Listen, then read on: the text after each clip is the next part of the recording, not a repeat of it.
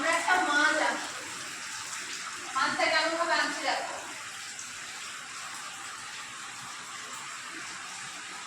এই এরকম করে এই ভাঁজ করে ঠিক আছে।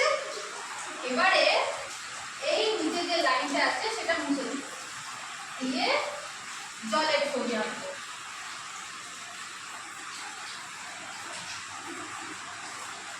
একটা, দুটো,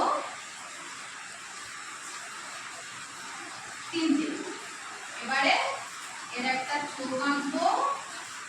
আর এটা কি মাছ বলো তো, বল এটা কি মাছ? এটা মাছ তো না অন্য কিছু? অন্য কিছু কি বল? এটা কি মাছ না অন্য কিছু? ঠিক বলেছে, ডলফিন।